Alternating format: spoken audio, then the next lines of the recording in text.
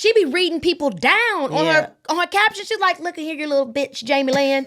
She be reading people down.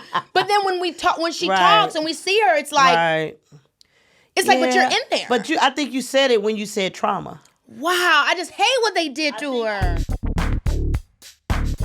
Guys, as promised, we have some exciting news for you. Okay, you know how much I love this podcast. Okay, I get to be my true self and get curiously loose with y'all and chat about some of my favorite people. Plus, I have an excuse to pick at my girl Sharon's brain. Okay, we want to keep making this show better and better. And I want you guys to know, most importantly, that I see you in the comments. And we want to give the people what they want, which is AKA more Sharon Palmer. Each week, we're going to start with something new. Think of it as keeping it real with your girl Keke, okay? Y'all know how I do. And each week, Sharon's going to join me as I break something down that I just can't get off my mind. A new story, some crazy celebrity gossip, also, shade, okay? Because we like to get into it, but with a lot of grace and love. And of course, I'm always going to give you guys an inside look into what's happening in my life at the moment, while also keeping y'all out of my business, because period, Virgo City. Plus, I'm giving you all a chance to connect with me on the show. Okay, we'll feature listener emails and listener voicemails. So Sharon can also give some advice when you need it or not. Or take it or leave it. We don't care. Whatever you need. But don't worry, we're keeping the guest interviews as is because I know you love our guests just as much as we do. And with that said, let's get into our first official Keeping It Real with your girl Keke, where I'm going to keep it real about Halloween. I have some thoughts. But this Halloween is a special one because it's Leo's first Halloween. Oh my God, Sherry. So Leo has had a few Halloween vibes already, right? We did the photo shoot. Yes. He's Dr. Frankenstein and Adorable. I am Frankenstein. So it's like he needed a mother, so he created me. And it's so adorable. It is so adorable. He's perfect. He's a genius. He's an icon. Is he the real icon living? No Jaden? Yes, he is. Definitely. No shade to Jaden, but yes. Mr. Leotis Andrelton Jackson is an icon living. And the way he's like a thespian. He is. He is a born thespian. He stands on set, and then when they point the camera, and he has boundaries. When we've taken too long, he says, "I need a nap. Yes. Take me to my trailer. Where are my handlers?" He definitely has boundaries. He does. When he doesn't want any more kisses, he will get you up right. off him. If he wants to be walked, he starts fake coughing. Yeah, he doesn't. Get up. Yes, he does that. He doesn't need to set anything. He's his own supervisor on set. So true. He's like, nap time. And then he just goes to nap. And then, like you say, he does this little fake cough. And that means get ready or all hell to pay. I love it. He goes, like, hurry up. It's so cute. Minions. So he had his little performance art moment. Yes. Okay, where he did his little dress up for the cameras. But then also he has his just, I'm in my grandma's neighborhood. Yes. So he's gonna be going to his other grandma's house for Halloween. They're gonna be trick or treating. Yes. We did trick or treating last year when I was pregnant over there. So that was really fun. And then the day before, I think Nora's having, he's going to have all scheduled Halloween. He's going to have a lot of candy that he'll never be able to eat. Exactly. But his cousins, they're going to live for it. Exactly. So we can go to over by the water in Santa Monica with Nora. She's doing something at her apartment. It's just the whole ambiance of it all. Oh my gosh, it's the getting to be a kid again for me. Right, exactly. You know what I mean? I feel like that's what you guys used to love too. Dad would always be out there. We go to Uncle Steve's house. Rest in peace, Uncle Steve. Yes. No, it was a big deal. We had so much fun. So I'm very excited for Leo to get that same experience and just to make him just get into the tradition of fun and family activities. I know you guys are going to watch any horror movies. Well, we have to. You know me and L'Oreal. L'Oreal, shout out to her. She has her own podcast now. Live or Die with Frank. Live or Die. And I love that for them because not only are they into horror, but they understand the genre at its core and where it came from. They are really critical thinkers when it pertains to horror. Yeah. They went to film school. And so check out their podcast, Live or Die, with Key TV whenever you guys get a chance. But having said that, she and I have been talking a lot just about pulling back the layers of horror movies. Right. Because I know a lot of people just think of horror movies as just something for the ghoul and the ha. But a lot of times they have really deep messages and something that you can really learn from. I used to always talk about The Conjuring because to me, The Conjuring is always about naming the demons in your life, right? And putting that in literal terms. It's naming if you have depression, naming if you have anxiety, naming if you are on drugs or you're an addict or you feel like something has you by the balls. What is that thing? Once you name it, that's why they say in therapy and stuff like that, like the first step is denial, getting over denial. Is to accept it. You have to admit it. You have to admit it. And so it's like, I felt like the whole thing of The Conjuring, even though they were talking about it in terms of like spirits and demons, it's still the same thing if we take it to this binary dimension. Right. It is, hey, this is not good for me and I can't let it go. I gotta, right. Or hey, this has a hold on my mind. So I love horror movies because I think that they kind of exaggerate or, exaggerate in a different kind of way, everyday stuff. Like I saw, did you happen to see, I don't know if you watch many horror movies, Mom. I know you're kind of like up and down with them, but there was a really good one called Smile.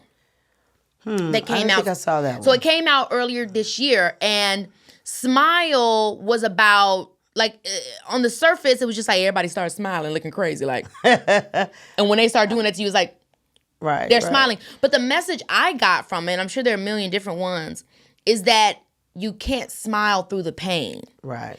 It was kind of actually about mental health and how you need to get to it. And who's the director? Or was this from another country? No, but it's so funny that you said it because I saw a movie from Finland that was similar to this. I saw another. What was the movie was it the black girl that was the lead? No, this was about a movie where people were like in a nursing home and everybody was smiling, and this girl went to go visit her grandfather who was in the nursing home, and everybody in the nursing home was smiling, and it just comes to find out they were all possessed, but everybody was smiling. But this was a Finland movie. It like had subtitles and everything, and I just stumbled on it one day, and I just kept watching, and it was very interesting. Wow, but you know what horror movie that we should just discuss quickly because you had a lot of thoughts about it too. What's that? The new M. Night Shyamalan one that came out this year. Let's talk about that. Yeah. Because that's one we both seen. Yeah. And again, I think he is a horror person that has always wanted to create conversation. Yeah, I from agree. The Sixth Sense, he was using horror as an opportunity to really dive into something deep. Right. So when it comes to that movie, I remember you saying, well, you can speak for yourself. I don't want to put words in your mouth, but you felt like the message was too obvious? Or the act? What was your attempt? Which movie are you talking about, though? M. Night Shyamalan, The Knock at the Cabin. Oh, okay. We both watched that, I could have sworn. The Knock at the Cabin? What's the name of it? Because Knock at the Cabin. Okay, I don't remember that one. I watched... You talked to me about it. I think you said you hated the acting. No offense to those people. But I think that was the one. Tell me more about the plot. I watched so much stuff. More about. He said, "I gotta kill y'all. Y'all gotta kill each other or some stuff." Okay. Somebody gotta kill somebody. I know exactly the one that you're talking about. Yeah, it was about the gay couple.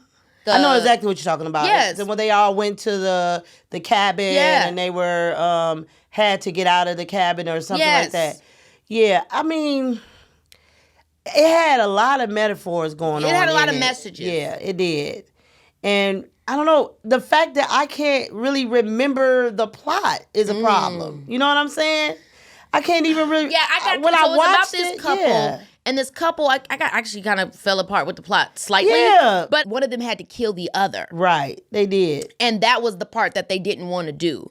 And if they didn't do it, then people were going to start dying. Like people were in the world was going to start getting messed up. Yeah, they had to sacrifice someone in order for the world to. I do remember this movie. Yeah. And you had these different couples in the room. And so, yeah, he definitely created a whole, moral dilemma. You know what I mean? I don't know if that works in horror. I think we needed more gore. I think we needed more of a storyline because, like, you and I right now are struggling to really remember this damn plot. I think it was actually a mental thing about the horror of life is that sometimes the people that you hate the most are the ones that need to save you. And that was the thing that was hard for that man with that gay couple. It was like, why the hell? I've been beaten down. And then they were the ones that sacrificed themselves. Well, that was why the one husband was like, I ain't sacrificing myself for people that will wish me dead. Right. And I think maybe it was about the greater horror of that. Like, would you do the greater good knowing that the people that you're doing the greater good for don't deserve it? Yeah. That was like a big horrific dilemma. Yeah. But if you're being critical of the pacing, I mean, I think that's totally fair. The pacing, the location, if I believe in the people, in the love, we needed to believe in their love too. Like they needed to give us more romance maybe too to let us be in the dilemma. Exactly. My thing is, I totally love what a lot of directors do and writers. Like, I can't do it, so I marvel at their talent. Absolutely. But sometimes they're trying to do too much.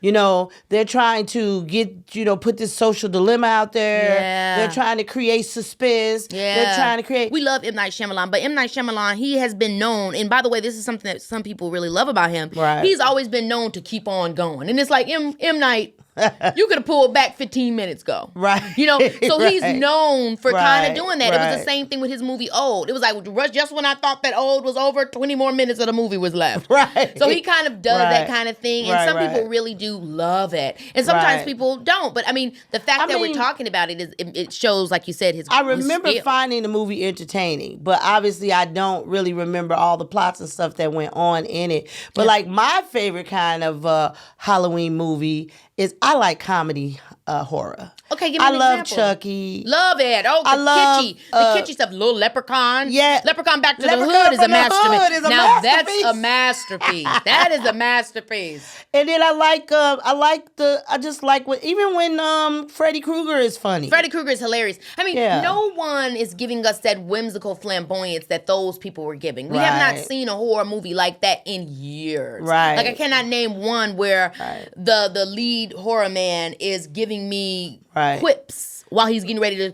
I've got your nose. Yeah.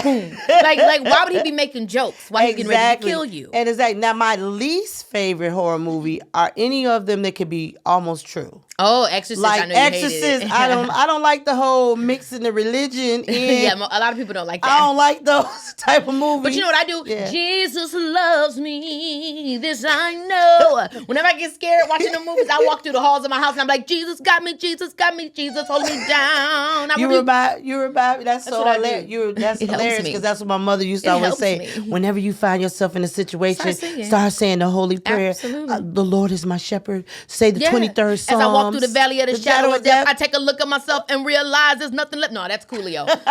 Wrong lyrics. No. You know what me and L'Oreal were also talking about was Tales from the Hood. Yes. Now, girl, that is a message to the street type of Yes, horror movie. yes. The message that it was. I remember she said the lady was preaching. She was trying to like indoctrinate the guy towards the end, one of the final stories. Yes. And she's like, you know, like Cain. You know, there's so much horror in this world. Cain killed slain his brother. Abel, right, How right. many brothers have you slain? Yes. Girl, I remember that. That Yeah. hit me to the core. Yeah. She said Cain slain his own brother. Now, how many brothers have you slain? That's right.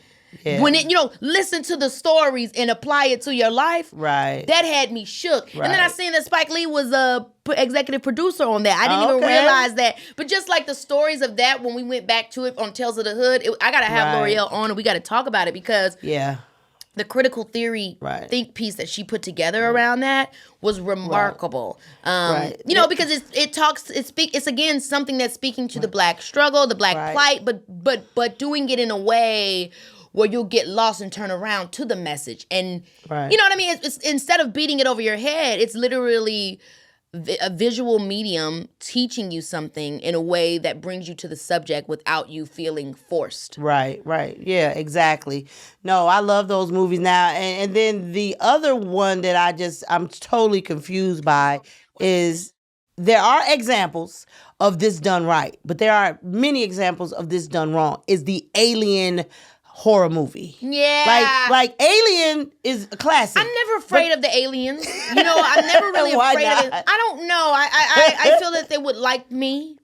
So when I watch a movie of the aliens, I'm thinking to myself, they would be my friends. So you guys are dead, but not me. So now, do you believe in extraterrestrial? I do. And so does your dad. I do. He You don't believes mind? in it. I don't know. I don't really think I believe in it, but he literally does. Like every believe time in on the news, we've spotted something in the valley in Arizona. He's like, "Yep, told you." Like, told me I what? love told what the you. hell did you tell me? Baby, this is Keke. Let's get into what's been happening this last month because it's been spooky ooky and not just because of Halloween. So here's our second installment of All Tea, No Shade because we love the first one so much. And as always, we ain't holding back. I couldn't if I wanted to. And I think it's so important. I love the All Tea, No Shade because it's the tea. Like, let's be honest. Everybody likes to get into a little gossip, but you can get into a little bit of the pop culture gossip with love. You ain't got to have hate in your heart. You can give a thoughtful opinion and Can I get a Can I get an amen? You know, we ain't trying to hurt nobody. We just trying to talk and discuss.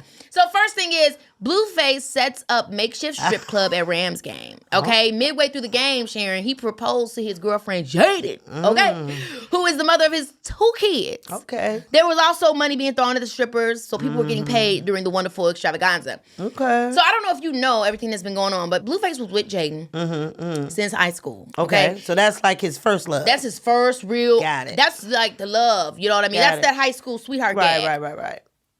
They were together. You know, he started getting hot and, you know, would be stepping out. They seem to have had an arrangement. Yeah, gotcha. But then he met Krishan in the arrangement.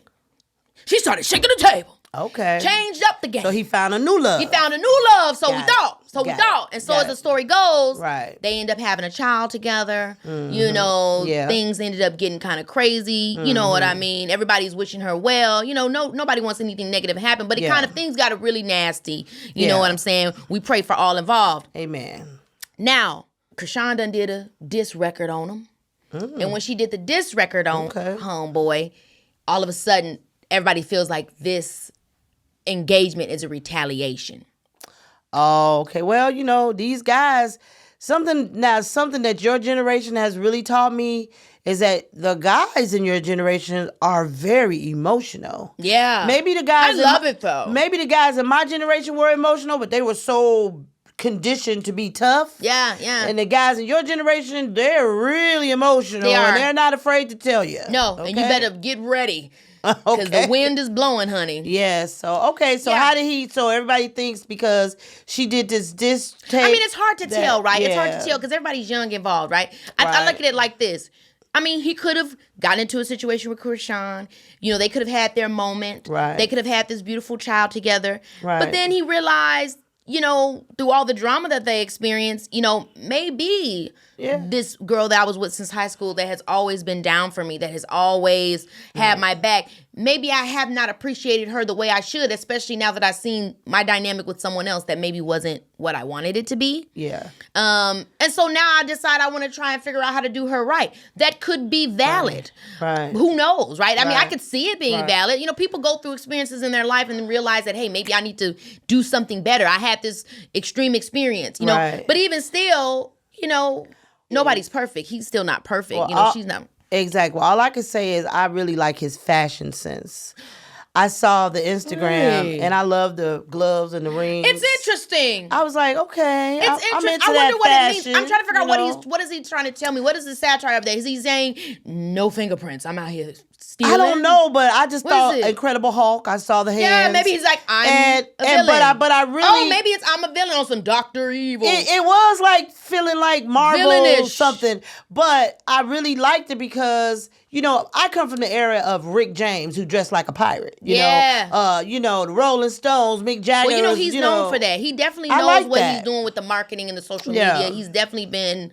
He's definitely always been involved with that. You know what I mean? Being able to tell a grand story. And that's why sometimes I don't know if stuff is real or fake when it comes to these folks. Because it seems like, it's like, wait a minute, are you gagging me and getting me involved and that's how you doing the thing? Or is it, anyway. All I can say is I hope that everyone is just parent the children. Yeah. You know, it's good. I hope that he and Krishan can co-parent that beautiful baby. And I hope that he has that he's really sincere about the other girl. Because I think that's let's give that a clap that he went back to the because that's a story first we see, love, and that's true because that's a story we see all the time, and it's like, damn, what did that young lady do to she didn't deserve that. So it's beautiful if that if y'all can get back, and it's true and it's genuine, and hopefully he know how to treat her right this time around, but also show respect to this other woman that you had a baby with. Show respect to all. I'm about the kids. That's what I'm about. The young people be the young people. Do what y'all do, but as long as the kids are taken care of. Now let's get into what everybody's been talking about. What is that? You know what they've been talking about. What is that?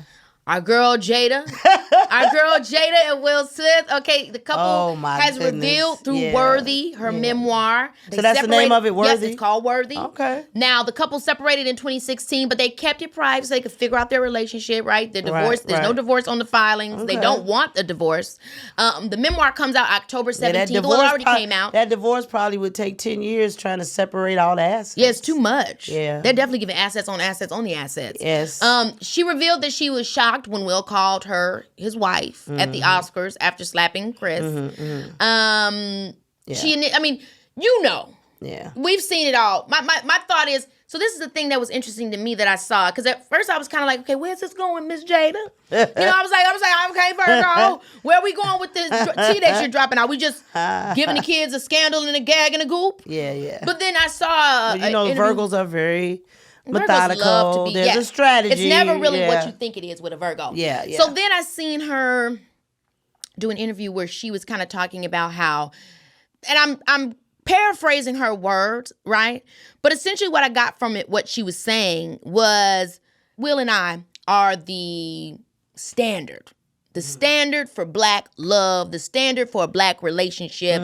We are what people have been saying for years. I want that Jada and Will love. You know what I mean? Right. Husband and wife, and we've got the picture perfect. It's exactly the traditional beautiful concept. Children. Yeah, reputation that you want to see represented by Black people, because as Black people, especially in public, we have to represent the best of the best of the best within this window, within this construct, within this system, or else it's ghetto. Right. And I think what she was trying to say was like, in my sharing all of this in this book, you know what I mean, and me saying this and me offering this up, my thought is that people can stop holding themselves to unbelievable standards. Right. Whether you agree with how I'm living my life or not. Right. You don't have to, and I don't have to live to an idea of what I have to be to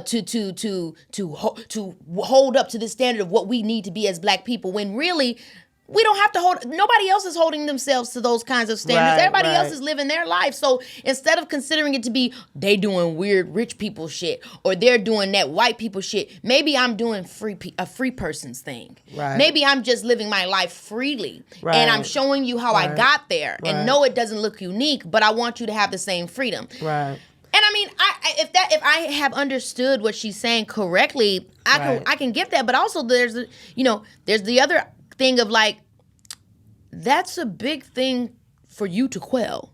Right. No one person can quell that. But I do appreciate the effort. I think that there is that message that she's sending. I honestly really do think that she's saying, look, don't hold yourself to me and to Will. Because we wasn't perfect and things happen. But I also think there's that Virgo in her. And that Virgo in her is saying, I want y'all to know I did not tell him to slap Chris. I did not tell him to do those things, and you guys are blaming me. I wasn't even with him. We're not even together. We've been separated. So y'all blaming me. I don't have nothing to do with that. That's some old stuff. And I think she really wanted to get that out because people was blaming her. And I can get the idea of like, I didn't tell him what to do, or I didn't want him to do that.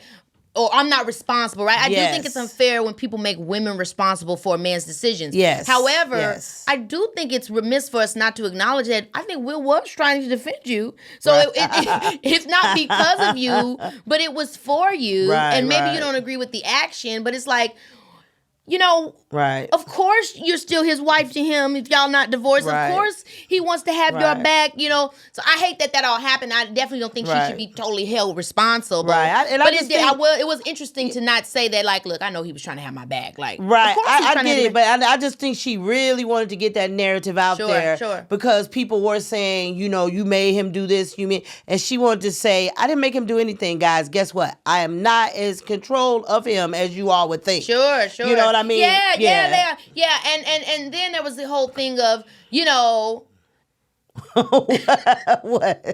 What?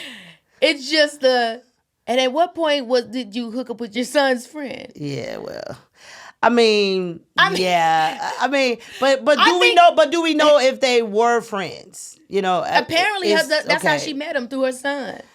Yeah, well, I guess she was a free woman. It's given The Graduate. It's given The Graduate. The Graduate was a good movie now. But my thing is, I think that's for me also is I would love to hear her speak on that just a little bit in terms of like, I'm here for the worthy. Right. I'm here for the, for you being this woman and owning your stuff. I do want to know. How did that happen? Because, it seemed like he might have needed some help.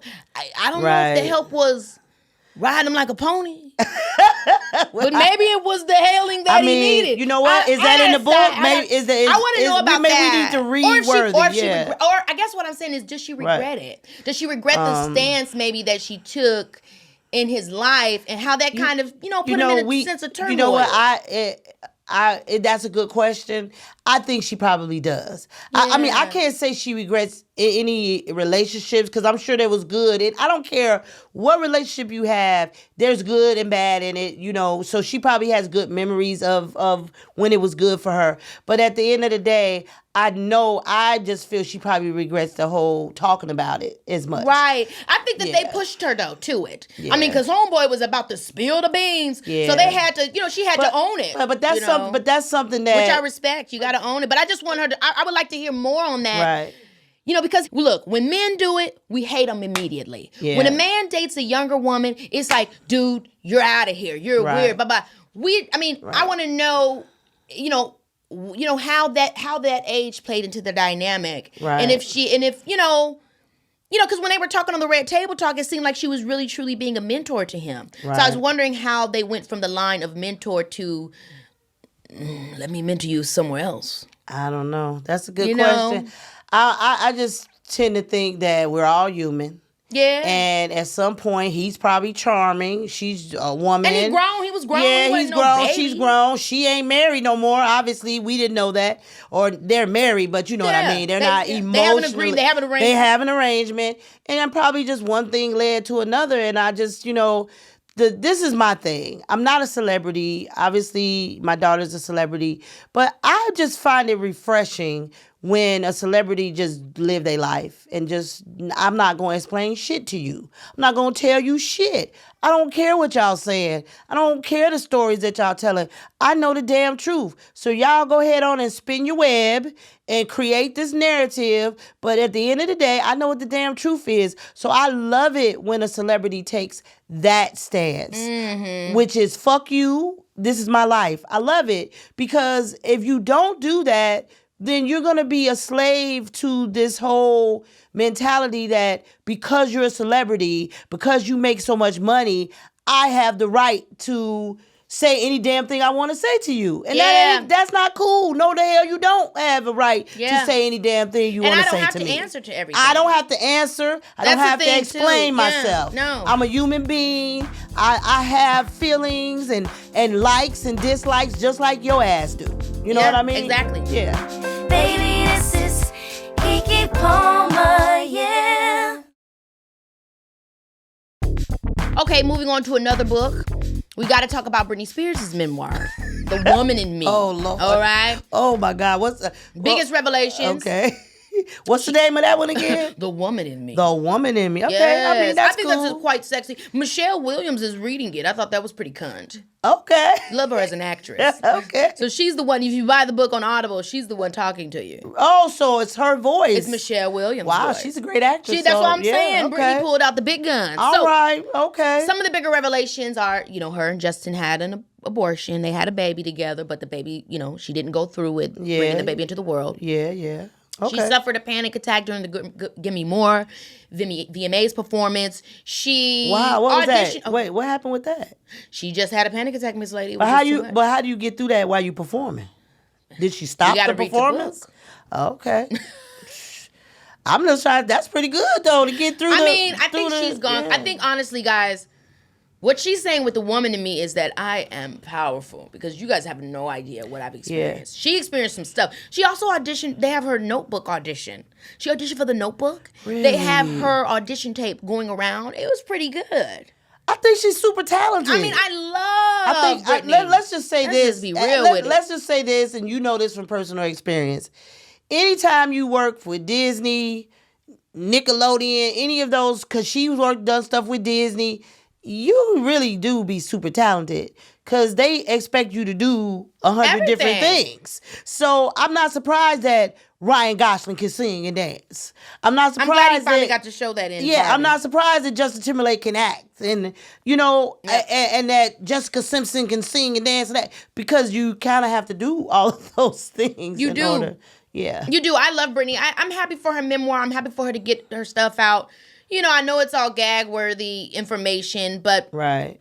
I would hope that in the book we would get to find out kind of where the collapse happened.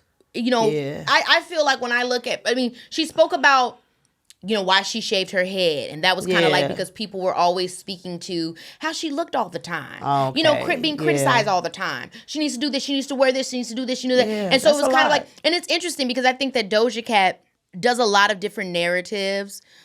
She flips a lot of pop culture narratives for the performance art of being Doja Cat. Yeah. And I think one of the biggest things, I think she kind of took a page out of that nostalgic book of Britney shaving her hair when she shaved her hair. Yeah. Because Doja Cat is a pop star and she was continuing to emerge as a pop star. Right. And people with that, when you're a pop star, you're mainstream, everybody loves you, everybody can sing your music, kids, adults, Right. everybody. Then people start kind of like dwindling down your freedom. Because that you have to maintain being mainstream.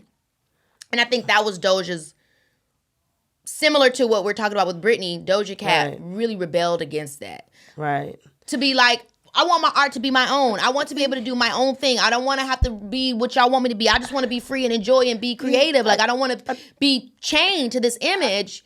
Because I don't want to go crazy. You think I'm going crazy, but this is actually me revolting against what would make me go crazy. I think the biggest thing that people don't maybe they don't care about or they don't think about, especially with an entertainer like a Britney Spears who started so very young. Mm-hmm. She was like 12, 13 years old, and then she's going through her life, right? She's living her life. She's dating. She's, trying to be a normal teenager and a young adult, and like everybody has a commentary about it. Yeah. Most people can't withstand that.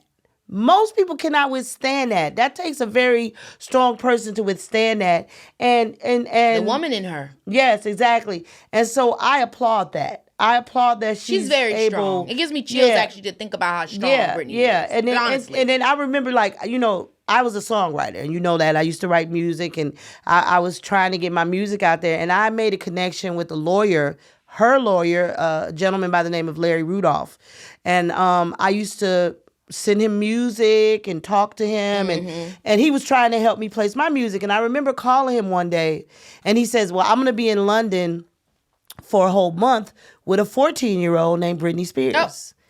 And I was mad because I was like, look, dude, I'm trying to get my music placed with you. We're talking, and you're telling me about some little 14-year-old. Right. And literally a year later or 2 years later, hit me, baby, one more time, whatever. And I remembered, I was like, well, I guess he needed to go to London. Them motherfuckers had to go. He was over there with some... He was over there with... Woo! Okay. Exactly. But my point is, I heard about her a couple of years before she came out, and it was intense. Her world was intense at 14. She had grown people, like... I would like to know. I don't know if she even does that many interviews. We just see her on social media when she's doing those dances, moving real fast and stuff. Yeah. Loved her with the knives. That was quite cunt. Yeah. But aside from that, I just kind of want to know how did her personality seem to have changed? Right. That's what I think confuses me the most as a fan is I just want to know like where the shift happened. You know what I'm saying? It's like she went from... I would watch her in an interview and she's like, yeah, I'm just that Southern girl from blah, blah, blah. And then now it's like, yeah. Yeah. I just think she probably has to do that to guard herself. But I think her sense of humor is there. That's what I'm saying. No, but I feel like I feel like it's giving Get Out or something. Yeah. Like it's like I feel like she's looking out into the world the very same way, but it's not coming out the same way. Yeah. And I would just wonder from a psychological standpoint if somebody could explain that. Like, what is that? Yeah, what does trauma do to you in that regard? To where you're still inside, you still are. She be reading people down on her caption. She's like, "Look at here, you little bitch, Jamie Lynn." She be reading people down, but then when she talks and we see her, it's like, it's like, but you're in there. But I think you said it when you said trauma. Wow, I just hate what they did to her. I think when you say trauma, I mean, you can look at a lot of celebrities and they have what you call that glassy-eyed look. And it's basically, they're looking, but it's like you could tell there's some other thought processes going on. And it's probably, surveying the room. And, I saw that with the High School Musical kids. And I told you that. Yeah. When the High School Musical kids, like, we knew all of them before they were household names and all that. And they were regular kids or young Yeah. adults. And then when we saw them after the High School Musical hoopla, they all had that what I call glassy-eyed look. And to me, I'm just so over all of this, but I got to go through the motions. Oh my gosh, have you seen me do that? Yeah, doing True Jackson VP. No. Yeah, you kind of had that. I'm so over this. And now I ask you, what is going on at the height of all the success that makes you feel that way? Disassociate. I've learned that I disassociate quite a bit. I do know that I've done that, but I don't really know how to get out of it. Like, you know what I mean? Right. I mean, it's like it's just you've compartmentalized. So it's almost much. like you're outside of your body. That's right. And like you're over there in the corner. You're watching protecting yourself. Yeah. So it's funny that you said that's what Britney's doing, because that is what I do. Like She's it's protecting like, herself. Yeah, you just put such a facade up. You know, it's like, you know what it gives? It's actually really cunt. It's like, you couldn't handle all the shit I got going on. So just, I'm going to give you this little bit. And so you give a fake thing. Yeah. Because it's just like, if I really let you have it all, right, you would just combust. Right. So I'm just going to give you, it's very weird, the feeling of it. Yeah. It's like I'm holding back for you. Right. And it's so much that you have to go through. And I get it. People are like, well, you have money and you have houses and cars and all that. So deal with it. I get that bullshit. But it's also, you're telling a kid, like, you got into this business because your mom put you in this business. Yeah. And you were 10. Yeah. So no, the fuck you don't deserve every damn thing that you're getting. You know what I mean? Exactly. Because your mama put you in this business. You understand? And that's why I fiercely protect you. Exactly. Because I put you in this business. And I'm going to protect you because that is my job, to protect you. I don't give a shit if you're 60 and I'm 90. I really hope that happens. Me too. Girl, you got to. But I'm going to protect you because even though, yes, I put you in a business that you love, that you genuinely have a passion for. You genuinely touch people. But I did put you in it. And to your point, no, I don't think that Britney did it because she was planning on being rich. Yes, right? she loved it. I think Britney did it for the same reasons I did it. And then what happens when you come from a system of poverty, because Britney also came from poverty. I'm not saying she was in the hood and motherfuckers was gangbanging. No, but she didn't come from a lot. Yes. Once you become that person in your family, you really can't stop. Yeah. I mean, you can, I understand obviously, what you're saying, right. But it's like, well, if I stop, we going right back to Bama or wherever, like if I stop, it's so then you become that the person. workhorse. Yes, you become the workhorse. You take it on and you do what you have to do and that's why it was so hurtful when Jamie Lynn did what she did, right?